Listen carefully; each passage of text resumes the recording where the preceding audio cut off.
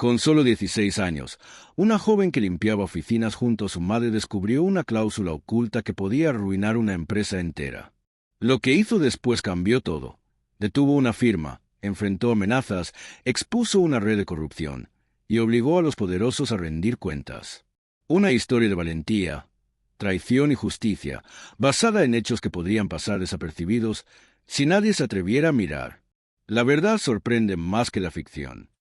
Antes de empezar esta historia, asegúrate de suscribirte, activar la campana de notificaciones y darle me gusta para más. Que Dios te bendiga. El silencio de la sala de juntas se quebró con una sola frase, lanzada como una flecha afilada desde el rincón más inesperado. «Perdón, pero esa cláusula es una trampa», dijo la joven de piel morena, con una claridad que hizo desaparecer la sonrisa del director general. Todos se volvieron hacia ella, sorprendidos. No pertenecía a esa mesa. No llevaba traje ni maletín. Tenía apenas 16 años, zapatillas prestadas y una identificación plastificada colgada al cuello que decía limpieza personal temporal.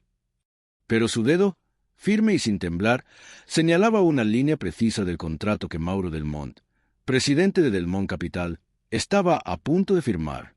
El bolígrafo de Mauro se detuvo en el aire. Sus cejas plateadas se fruncieron como cortinas ante una tormenta. A su lado, su esposa, Celina Delmont, parpadeó con violencia, tratando de entender qué acababa de ocurrir. Del otro lado de la mesa, Esteban Rojas, el magnate texano de modales pulidos y sonrisa estudiada, soltó una risa contenida. «¿Perdón?», dijo con voz pausada, peligrosamente serena. «Lo leí en la página 14», insistió la joven. «Esa cláusula traslada toda la carga legal de la fusión a su empresa. Señor Delmont, si algo sale mal, una demanda, un fraude, un incumplimiento, su firma asumirá toda la responsabilidad. La empresa de Rojas quedará limpia». Los jóvenes ejecutivos en la mesa intercambiaron miradas nerviosas. Uno acercó el documento. Otro activó su tablet y comenzó a revisar rápidamente. Celina se inclinó hacia adelante, susurrando con incredulidad. «Es la hija de la señora que limpia los ventanales», murmuró alguien. Pero la joven no se inmutó. Su nombre era Abril Monteiro, y 8 horas antes, el mundo era otro. Entonces solo era una sombra en la rutina del turno nocturno, donde el equipo de limpieza subía a los pisos altos de la Torre Delmont sin interrumpir el murmullo del dinero. Con una sudadera desteñida y una credencial que apenas colgaba de su pecho, Abril clasificaba papeles triturados y limpiaba cristales mientras su madre aspiraba a alfombras en el pasillo. Era lo de siempre: silencio, eficacia, desaparecer antes del amanecer. Hasta que lo vio. Un dossier, abandonado en la bandeja del fotocopiador, ligeramente abierto. Su portada decía Proyecto Final, Acuerdo de Fusión. No fue curiosidad, fue intuición. Algo la llamó. Abril no era como las otras chicas de su edad. No perdía el tiempo en redes. Leía libros de derecho corporativo, veía documentales con su abuelo y había escrito un ensayo escolar titulado ¿Por qué cayó Enron? Abrió lentamente el archivo y sus ojos comenzaron a recorrer las cláusulas con concentración feroz. Y entonces lo encontró. Allí, escondido entre tecnicismos del subapartado C, línea 3, estaba el anzuelo, una transferencia de responsabilidad encubierta. Si el trato fracasaba, o si surgía un escándalo legal, no sería Rojas Global quien sufriría las consecuencias. Sería Delmont Capital quien caería. Un acto quirúrgico de sabotaje legal. «Mamá», llamó, corriendo por el pasillo. ¿Alguna vez viste una cláusula que le entregue toda la empresa al otro lado? Pero su madre ni levantó la mirada del muro que estaba puliendo. «Abril, basta. No toques nada que no sea tuyo. ¿Quieres que nos despidan?» Abril guardó silencio, pero su mente no se apagó. Como una máquina encendida en la penumbra, siguió trabajando, procesando. Y ahora estaba allí, bajo la luz cruda de la sala de juntas del piso 27, todos los ojos fijos en ella. Algunos con burla, otros con incredulidad. Muy pocos, aún, con respeto. Mauro Delmont la observaba. Muy quieto, muy serio. «¿Dices que esa cláusula invierte la responsabilidad?», preguntó, con una calma que helaba. «Sí, señor. Y está escrita para que parezca normal. Es lenguaje limpio, pero su intención es oscura. No protege su empresa. La sacrifica. Esto es absurdo, dijo Celina, su voz quebrándose como hielo bajo presión. Es solo una niña. Pero Mauro no la escuchaba. Giró a la página 14. Sus ojos recorrieron el texto. Se detuvieron. Un músculo en su mandíbula se tensó. Esteban se inclinó hacia adelante, sonriendo con suficiencia. ¿En serio vamos a escuchar a la hija de una mujer que limpia manijas? El rostro de Abril se sonrojó, pero su voz no vaciló. Pueden reír, pero si firma ese documento, su nombre aparecerá en cada demanda que venga después. Silencio. Entonces, la voz de Mauro, grave y cortante. Que la saquen de aquí. La seguridad se movió con eficacia. Abril se irguió mientras la escoltaban hasta la puerta, pero justo antes de que se cerrara, giró la cabeza y encontró los ojos de Mauro del Montt. Por un segundo, él no vio a un adolescente con sudadera vieja. Vio un espejo, vio un peligro, vio lo que casi había hecho. Su bolígrafo nunca tocó el papel. Y al día siguiente, algo en la Torre del Montt ya no era igual. Abril Monteiro esperaba en el vestíbulo con la espalda recta, los dedos entrelazados y el mentón en alto. Llevaba más de una hora sentada en esa silla rígida, con la mirada clavada en el suelo de mármol que reflejaba el azul acerado de las ventanas. Nadie le hablaba, nadie le ofrecía agua, nadie explicaba qué ocurría. A su lado, su madre, Diana, mantenía la compostura con los labios apretados, la expresión impasible, pero su mirada cargaba un peso antiguo. Miedo, furia y protección entrelazados como cables de acero. Desde que la retiraron del turno de limpieza y las bajaron a recepción, no había dicho una palabra. Hasta que Abril, sin poder soportarlo más, murmuró: «Lo siento, mamá». Diana giró el rostro lentamente, sin suavidad. «Deberías», respondió, seca. «Yo limpio este edificio para poner comida en la mesa, no para que mi hija irrumpa en salas de juntas como si fueran su casa». Abril bajó la mirada. «No quería ponerte en problemas. Solo vi algo peligroso. No podía dejar que lo firmara». Diana suspiró con dureza. «Te crié para que fueras valiente, Abril, pero no para que jugaras con fuego sin saber a quién quemas». Antes de que la conversación pudiera ir más lejos, se abrió una puerta lateral. Una mujer de rostro anguloso, traje rígido y expresión de cemento apareció con una carpeta en la mano. Sus tacones golpeaban el suelo como un reloj que se acababa. «Señora Monteiro», dijo sin mirar a Abril, «ha sido suspendida. El caso está en revisión. Ya la contactaremos». Diana se puso de pie, apretando el brazo de su hija. «Vamos», ordenó. Salieron bajo la luz blanca del vestíbulo. Al cruzar la puerta giratoria, Abril sintió que el aire helado de Chicago le cortaba las mejillas como una advertencia. Se detuvo un segundo. Miró hacia arriba. La torre de vidrio y acero parecía aún más alta ahora. Antes, creía que allí podía hacer la diferencia. Ahora, ni siquiera podía entrar. 30 pisos más arriba, Mauro del Montt estaba solo en su oficina privada. Frente a él, las páginas del contrato que no firmó estaban desplegadas como una autopsia. Sus dedos recorrían la línea donde Abril había apuntado. Su apartado C línea 3. Ella tenía razón. No era solo ambigüedad legal. Era una trampa disfrazada de rutina. Una mordida legal enterrada entre términos anodinos. Deliberada, elegante, mortal. Se frotó las sienes lentamente, sintiendo el eco de la frase de su esposa la noche anterior. «Es una cláusula estándar, Mauro. Confía en mí». Confianza.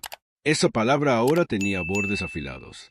Encendió su computadora portátil. Empezó a revisar otros contratos firmados con el grupo de Rojas. Mismos términos, mismo patrón. Lenguaje jurídico reciclado, nombres de filiales que aparecían y desaparecían como sombras. Su teléfono vibró. Era Celina. Respondió con voz neutra. «No lo firmaste, ¿verdad?». Saltó ella, impaciente. «No», respondió Mauro, «apenas. Estás exagerando. Hicimos nuestra diligencia. Esa chica no puede tenernos dando vueltas. Ella vio lo que nosotros no», dijo, más para sí que para su esposa. Celina rió con una ligereza forzada. «Vamos, Mauro. Es una adolescente, la hija de la mujer que limpia nuestras ventanas». Pero Mauro ya no estaba escuchando. Colgó sin decir adiós. En otro punto de la ciudad, Abril sostenía una taza de chocolate caliente entre las manos. El apartamento era pequeño, cálido, modesto. Diana hojeaba anuncios clasificados en papel, en silencio. ¿Te arrepientes?, preguntó Abril, apenas un susurro. Diana no respondió al principio. Luego dijo, «Me duele que no confiaras en mí. Los adultos saben cuándo hablar y cuándo callar». Abril asintió, pero algo en su interior le decía que había hecho lo correcto. Entonces, un sonido, un din, suave en su computadora. Un correo. Remitente desconocido. Remitente, Roberto Carranza. Asunto. ¿Tú también lo viste? Abril abrió el mensaje. Solo una frase. Trabajé allí. Sé lo que viste. Si estás dispuesta a hablar, yo también lo estoy. Sus dedos se quedaron suspendidos sobre el teclado. Luego empezó a escribir. Quizás no estaba sola. Y en una bóveda oculta en la oficina de Mauro Del Montt, un nombre emergía de la oscuridad. Informe interno Carranza. Mauro pasó sus dedos sobre las páginas, informes ignorados, auditorías enterradas, advertencias en tinta roja. En una hoja, si permiten una cláusula como esa, estamos perdidos. Firmado Roberto Carranza. Mauro cerró los ojos. Por primera vez en años, lo asaltó algo más que precaución. Duda, y algo peor aún, verdad. Justo entonces, en la entrada de su oficina, Celina abrió la puerta con la cadencia perfecta de quien nunca ha sido rechazada. ¿Todavía tienes el contrato ahí?, preguntó con voz afilada, cruzándose de brazos. Pero Mauro no levantó la vista. Y esa noche tampoco dormiría. Algo, o alguien, se había puesto en marcha. La madrugada caía sobre Chicago como una manta de hielo y niebla. En un rincón modesto del sur de la ciudad, Abril Monteiro se encontraba sentada en la esquina de su cama, el portátil iluminando su rostro decidido. Había hablado con Roberto Carranza esa noche. La conversación, breve pero intensa, dejó más preguntas que respuestas, pero también una dirección. Debía mirar más allá del contrato. Roberto le había enviado una carpeta comprimida, protegida por contraseña. La clave era sencilla, Truth. Dentro, una serie de archivos con nombres crípticos, documentos fiscales, estructuras de empresas fantasmas, memorandos internos. No entendía todos los tecnicismos, pero su instinto le gritaba que estaba viendo un patrón. Cada archivo era una pieza del rompecabezas. 3 fusiones anteriores con cláusulas similares, todas terminando en colapsos financieros, demandas millonarias y un mismo beneficiario oculto, Esteban Rojas. El lenguaje era casi idéntico. La víctima, siempre la empresa absorbente. El método, siempre legal. Y en una esquina de uno de los archivos, una firma, Clara Del Montt. ¿Ella también?, susurró Abril, sintiendo el peso de la revelación como una piedra sobre el pecho. Desde la cocina, Diana la observaba en silencio mientras secaba los platos. «No me digas que sigues con eso», gruñó sin levantar la voz. «Es que todo apunta a que la señora Del Montt lo sabía. O peor», dijo Abril. «Fue parte del montaje». «El poder, Abril», respondió su madre, secándose las manos. «El poder no cambia a la gente. Solo revela quiénes son en realidad». Mientras tanto, en el lujoso bar privado del último piso de la Torre Aurus, Mauro Del Montt estaba sentado, solo, frente a una copa que no tocaba. A través del vidrio polarizado, divisó una mesa al fondo. 2 siluetas. Una risa. Clara. Frente a ella, Esteban Rojas. Ella tocaba su brazo con familiaridad. Se inclinaba hacia él como si compartieran algo más que negocios. Mauro sintió como se le congelaba el alma. La mano de Rojas se deslizó con soltura, entregándole una pequeña memoria USB. El contacto de sus dedos fue sutil, íntimo, demasiado íntimo. Mauro se apartó antes de vomitar en el alma lo que no pudo decir en palabras. Al regresar a casa, encontró un correo en su bandeja de entrada. Alerta del sistema bancario interno. Actividad sospechosa detectada. Intento de transferencia, $2.50 millones. Cuenta, fondo de reserva, Dormant Account. Autorización, Clara Del Montt. El movimiento había sido bloqueado a último momento. Mauro se dejó caer en su silla de cuero, sin respirar. La traición no venía del enemigo. Venía desde su propia cama. En ese mismo instante, en un apartamento con las paredes aún vibrando del tren que pasaba 2 calles más allá, Abril temblaba frente a la pantalla. Un nuevo mensaje de Carranza. Asunto: ella también mueve dinero. 3 transferencias. 3 paraísos fiscales. Islas Caimán. Islas Vírgenes. Zúrich. Todos a nombre de Clara. No es ignorancia, murmuró. Es complicidad. Abrió el navegador. Buscó registros públicos. Tardó, pero lo encontró. Clara del Mont vinculada a un fondo fiduciario dormido en las Islas Vírgenes. Mientras leía, su corazón retumbaba como un tambor tribal. Estaba lejos de ser una niña jugando la detective. Estaba pisando el umbral de algo más oscuro. En lo alto de la ciudad, el teléfono de Mauro vibró una vez más. Un nuevo correo. Asunto: grabación adjunta. Sin texto. Solo un archivo de audio. Dudó. Luego lo reprodujo. La voz era clara. Clara, él no lo cuestionará. Si presiono en el momento justo, Esteban del Mont Capital caerá, y lo tendremos todo. Mauro bajó el volumen. Volvió a reproducirlo. 1, 2, 3 veces. Luego lo reenvió. A su abogado, a su equipo de cumplimiento. Y sin levantar la voz, supo que Clara no solo estaba involucrada. Ella estaba al mando.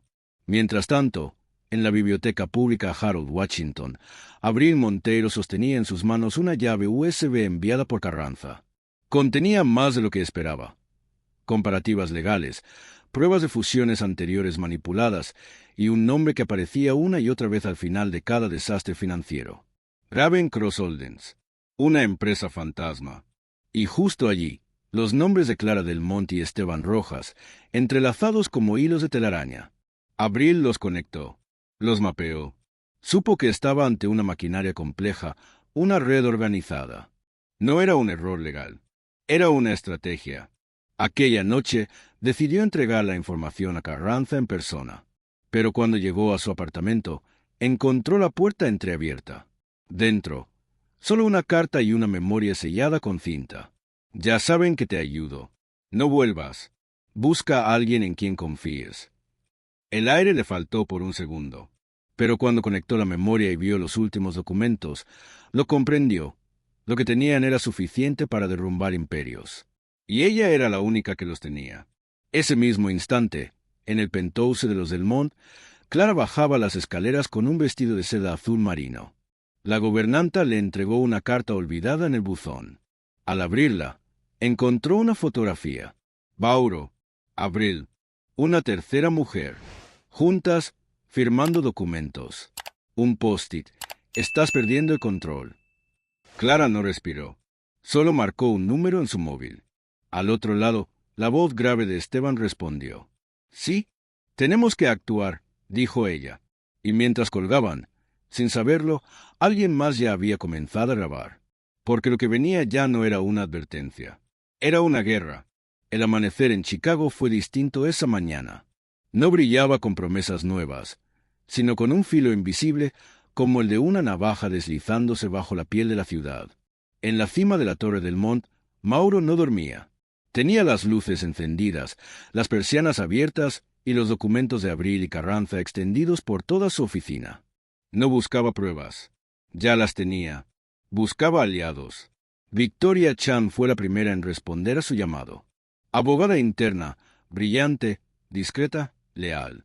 Había trabajado a la sombra durante años, sin adornos ni necesidad de protagonismo. Mauro le entregó la memoria que contenía el audio de Clara, los extractos financieros, la estructura de Raven Cross Holdings. Esto no es una simple jugada de evasión, dijo ella, sin levantar la vista del expediente.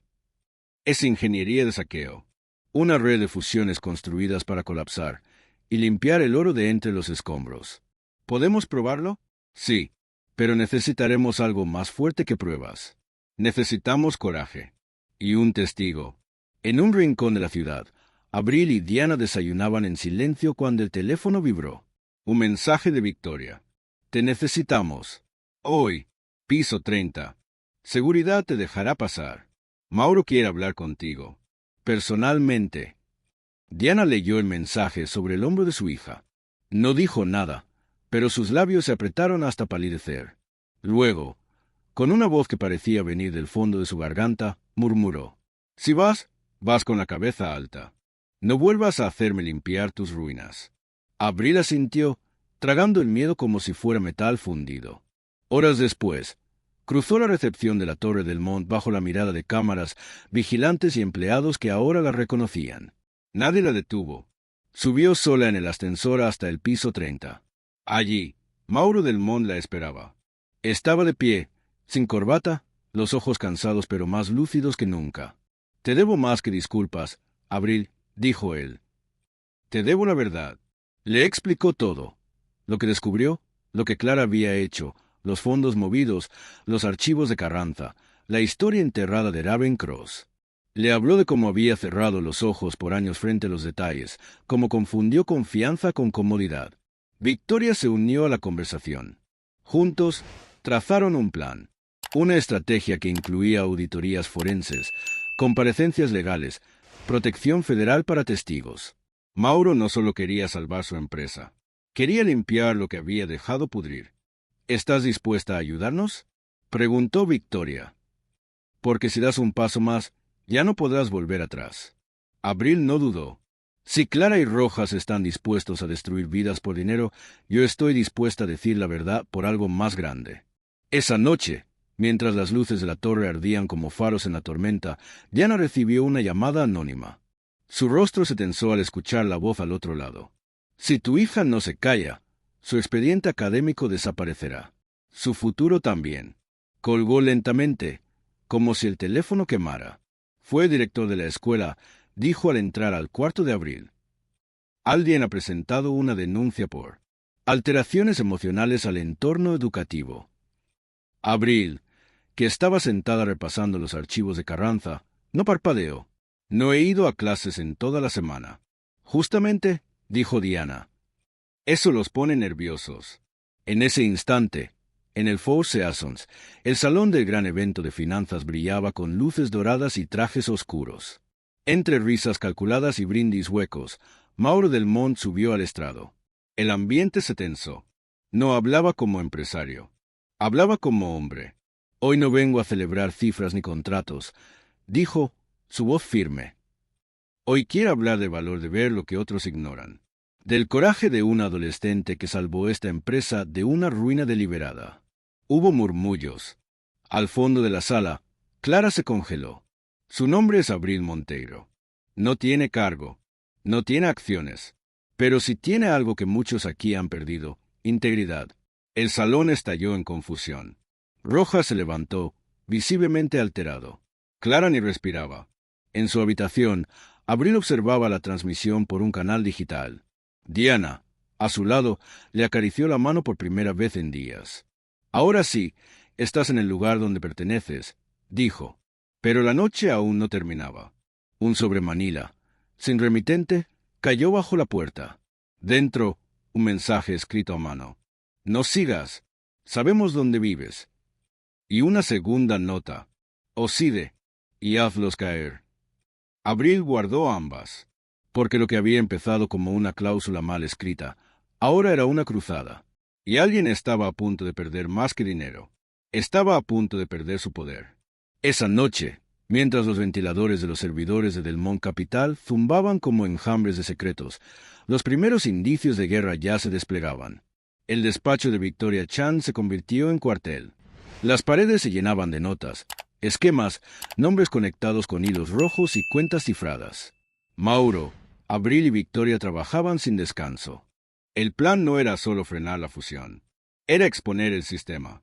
Demostrar cómo Esteban Rojas y Clara del Mont habían urdido una red perfecta para absorber, arruinar y huir con los restos. Para ello, necesitaban el arma más temida en el mundo corporativo: luz. Pero en la penumbra, la amenaza se afilaba. En el apartamento de las Monteiro, sonó el teléfono fijo, algo que no ocurría desde hacía meses. Diana atendió. Una voz distorsionada, sin emoción, habló. «Si tu hija no se calla, su expediente escolar desaparecerá. Si sigue, no habrá universidad. No habrá nada». Diana colgó, respirando como si le faltara el aire. Entró a la habitación donde Abril seguía revisando documentos. Fue el director de tu escuela, dijo. Alguien ha presentado una denuncia por inestabilidad emocional. Abril alzó la vista. No sorprendida, no asustada, resuelta. No he puesto un pie en clase esta semana. Exacto, respondió Diana con voz baja. Eso los pone nerviosos. En la torre, Mauro se preparaba para el último movimiento antes del asalto final. En una reunión a puerta cerrada con el comité ejecutivo, colocó sobre la mesa una carpeta negra. La abrió con precisión quirúrgica. Auditoría forense. Cuentas offshore. Manipulación contractual. Sociedades pantalla. Tenemos dos opciones. Ayudamos a limpiar esto, o vemos como todo arde. Uno por uno, los presentes asintieron. Uno por uno, cambiaron de bando. Al otro lado de la ciudad, Clara se encontraba con Esteban en un penthouse disfrazado de refugio. Tenía en la mano un dossier, sellado, con nombres de jueces, contactos de prensa y el título escrito a mano. Contención total. No se detendrá, dijo Clara, con la voz rota por la ira. Entonces la aplastamos, respondió Esteban con una sonrisa. Pero lo que no sabían era que, desde un banco público frente al edificio, un teléfono grababa cada palabra. Abril había empezado a jugar su carta más peligrosa. El lunes por la mañana, la torre ya no era una fortaleza. Era un campo de batalla. Documentos bloqueados, contraseñas cambiadas, equipos legales y de cumplimiento patrullando oficinas como soldados en zona hostil. Mauro mantenía la calma, pero cada movimiento era una cuenta atrás. En su terraza, Clara hablaba por teléfono. Nos están cazando. Del otro lado, la voz seca de Esteban. Déjalo. Nosotros contraatacamos. No es Mauro el que lidera, dijo ella. Es una niña que nos está desarmando pieza por pieza. Silencio. Entonces, murmuró Rojas, recordémosle al mundo quién manda aquí. Y el mundo respondió. En la escuela, Abril comenzó a notar las miradas. Algunos la evitaban, otros la observaban con una mezcla de respeto y temor. Un papel doblado cayó desde su casillero. Decía, sabemos dónde vives. Calla. Cuídate. Ella lo dobló con calma, lo guardó y fue directo al despacho del director. Victoria, entretanto, tramitaba una orden de protección judicial para Abril y Diana. Mauro recibía amenazas anónimas cada hora, pero entonces tomó una decisión. Llamó a Victoria. ¿El gobierno puede intervenir? Sí, pero necesitamos un testigo público. Silencio. Entonces seré yo, dijo. El martes, el Chicago Tribune lanzó la historia. El CEO que no firmó, la adolescente que descubrió una conspiración millonaria. Mauro no nombró a Abril, pero la describió con claridad. La noticia estalló. Televisiones, portales, redes, opiniones, dudas, ataques, aplausos. En una rueda de prensa, Mauro apareció flanqueado por Victoria y dos agentes federales. Yo fui ciego, pero una joven de 16 años vio lo que ninguno de nosotros quiso ver. Ella no tiene títulos, pero tiene algo mejor, claridad moral. Afuera, frente al edificio donde vivían Abril y Diana, vecinos y reporteros se reunieron. Pancartas escritas a mano ondeaban en el viento. Creemos en Abril. La verdad no tiene edad. Diana le apretó la mano a su hija. Están aquí por ti, le dijo. No para juzgarte. En un apartamento oscuro, Esteban Rojas observaba en su tablet la imagen de Abril. Clara, nerviosa, murmuró. Sigue siendo una niña. ¿Tú crees que la dejarán hundirnos? Él no parpadeó. Los niños no derriban imperios. Los símbolos sí. Y en los tribunales, la tormenta apenas comenzaba a formarse, porque el juicio estaba cerca. Y Abril Monteiro ya no era solo una voz en la oscuridad. Era una llama, y el edificio entero olía a pólvora. El día del juicio amaneció con un cielo encapotado, denso, como si el propio firmamento contuviera la respiración. Las cámaras ya estaban apostadas frente al Palacio de Justicia de Chicago desde antes del amanecer. Los fotógrafos, alineados como soldados, enfocaban sus lentes hacia la entrada principal, esperando el rostro de la joven que había encendido una mecha bajo uno de los gigantes financieros del país. Mauro Del Monte descendió del coche con el gesto sereno, pero sus ojos delataban la tormenta interior. A su lado, Victoria Chan ajustaba el cuello de su abrigo, un dossier bajo el brazo. Detrás de ellos, Abril Monteiro caminaba con paso firme. Vestía con sencillez, sin joyas, sin colores llamativos. Solo un vestido liso, una chaqueta prestada y una determinación que podía torcer el curso de una sala entera. En la acera, entre el murmullo de los reporteros, alguien gritó: «¿Estamos contigo, Abril?». Ella no respondió. Solo asintió levemente, como si agradeciera sin permitirse distraerse. No podía mirar atrás. No ahora. Dentro, la sala estaba llena. En el estrado, el juez examinaba los documentos iniciales. En la banca de los acusados, Clara Del Mont mantenía el rostro impasible, pero sus dedos no dejaban de temblar. A su lado, Esteban Rojas respiraba como si cada bocanada le doliera. Victoria fue la primera en hablar. Su tono era calmo, meticuloso, exacto. Pintó ante el jurado una red de sociedades opacas, fusiones deliberadamente diseñadas para absorber responsabilidades, mover fondos y desaparecer pruebas. Mostró balances falsificados, grabaciones, transferencias a paraísos fiscales, emails ocultos. Esto no es una simple negligencia, concluyó. Es una maquinaria deliberada de saqueo, legitimada por quienes juraban proteger a sus accionistas, y desmantelada por una adolescente. El momento llegó. El nombre de Abril fue pronunciado. Ella se puso de pie. Caminó hasta el estrado. El fiscal la observó con respeto mientras le ofrecía la Biblia. ¿Juras decir la verdad, toda la verdad y nada más que la verdad? Sí, respondió. La sala, de pronto, fue un estanque de silencio. ¿Podrías decirnos, con tus palabras, cómo descubriste la cláusula? Abril respiró hondo. Luego habló. Yo ayudaba a mi madre durante el turno de limpieza. Piso 30. Vi el contrato olvidado en la copiadora. Algo me llamó la atención. La forma en que estaba redactado no parecía justa. Contó lo que había visto, cómo leyó la cláusula, cómo comprendió que no era un tecnicismo inofensivo, cómo habló, cómo la callaron. Yo no entendía todos los términos, admitió. Pero sabía que eso no era protección. Era una emboscada legal. En el contrainterrogatorio, el abogado de la defensa intentó deslegitimarla. ¿No crees que estás interpretando mal algo que está fuera de tu nivel? Eres, después de todo, una niña sin formación legal. Ella lo miró con una calma férrea. Tal vez, respondió, pero no se necesita un título para ver algo sucio. Yo limpio pisos, señor. No soy ciega. Y si alguien pone una trampa con palabras, yo sé reconocer el olor del veneno. Algunos miembros del jurado bajaron la mirada. Otros asintieron apenas. Más tarde, Mauro Del Mont subió al estrado. Mi instinto me decía que ella tenía razón, dijo. Y cuando leí la cláusula con nuevos ojos, supe que no era un error. Era una ejecución disfrazada de oportunidad. Luego, le tocó a Clara. Se sentó con una sonrisa tensa, el maquillaje cubriendo grietas que ya no eran estéticas, sino morales. Yo no quería que llegara tan lejos, declaró.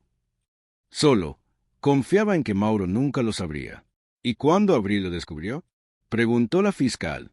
Clara miró a la joven. Por un instante, sus ojos fueron humanos. Quise que desapareciera. Quise que olvidara, porque sabía que lo que ella vio, yo también lo había visto. Y lo permití. La última en hablar fue Victoria. Este caso es más que un fraude financiero. Es una advertencia. No sobre la codicia, eso ya lo sabemos, sino sobre el silencio de quienes se benefician de ella. El veredicto no tardó. Culpables. Conspiración. Fraude.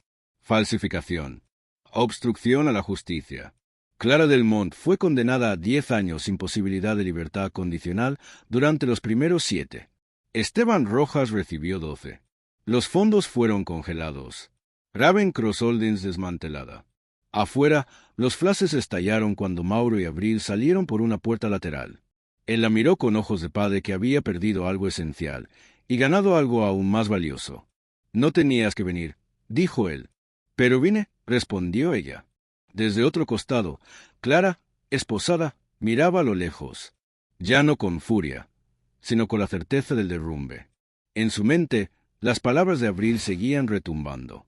Limpio tus pisos. Pero eso no significa que no vea la suciedad.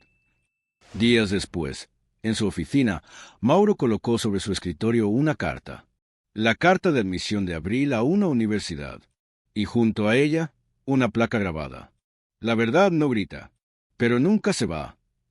Porque un día, una niña señaló una firma en un papel, y el mundo cambió. Y de entre las ruinas, comenzó a nacer un imperio más limpio.